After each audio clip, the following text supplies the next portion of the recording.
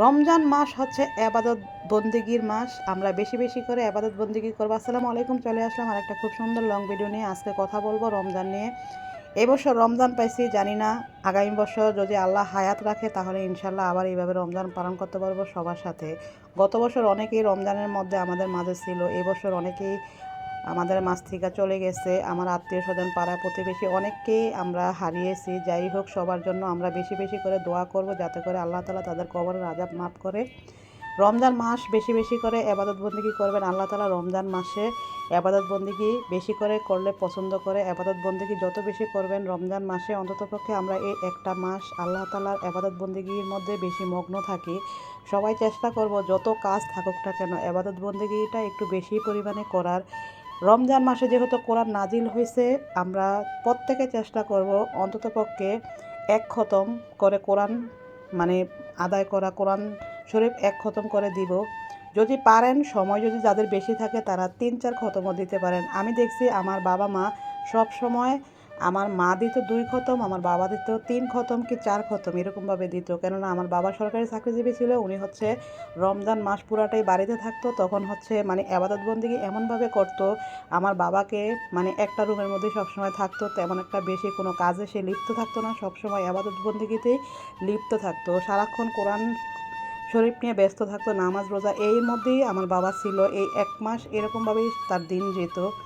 আমরা তারই সন্তানই চেষ্টা করব বাবা মার কাছ থেকে সেই শিক্ষাগুলা কিভাবে ধরে রাখতে পারি, কিভাবে বাবা মার সেই আদর্শ অনুযায়ী কাজ করতে পারি, ইবাদত বন্দেগী বেশি বেশি করতে পারি। বাবা মা যা শিখিয়ে দিয়ে গেছে ইনশাল্লাহ চেষ্টা করতেছি সামনের দিনগুলো যাতে করে এভাবে পালন করতে পারি। সবাই দোয়া করবেন। আসলে বাবা মা যাদের নেই তারা বুঝে বাবা মা হারানোর কষ্টটা। খুব কম বয়সে বাবা মাকে হারিয়েছি, এত কম বয়সে বাবা মাকে কেউ, আমি দোয়া করি কেউ যাতে করে না হারাক। কেননা বাবা মা যার জীবনে নেই সে বুঝে বাবা মা যে জীবনে কতটা মূল্যবান একটা সম্পদ। বাবা মানে আপনার মাথার উপরে বিশাল বড় একটা বট বৃক্ষের ছায়া।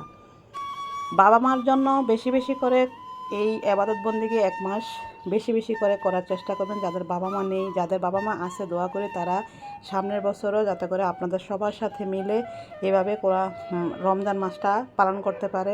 আমার বাবা মা নেই, আমার বাবা মা থাকলে বাবা মার সাথে আদায় করতাম, পালন করতাম রমজান ঈদ উদযাপন করি সব সময়। আসলে আজকে প্রায় বিগত 13-14 বছর হয়ে গেছে বাবা মা আমাদের মাঝে নেই। দোয়া করি বাবা মা যে জায়গায় আছে ভালো থাকুক, বাবা মার কবরের আযাব আল্লাহ তাআলা মাফ করে দেখ। সবার কাছে দোয়া চাই, সবাই আমার বাবা মার জন্য একটু বেশি বেশি করে দোয়া করবেন। এই 1 মাস কবরের আযাব আল্লাহ তাআলা মাফ করে দেয়। 1 মাস কবরের বাসীরা অনেক আনন্দে ফুর্তিতে থাকে। যেদিন থেকে তারাবির নামাজ মাগরিবের পর থেকে হচ্ছে কবরের আযাব আল্লাহ তাআলা মাফ করে দেয়। আবার ঈদের নামাজ শেষ হওয়ার সাথে সাথেই কবরের আযাব শুরু হয়ে যায়।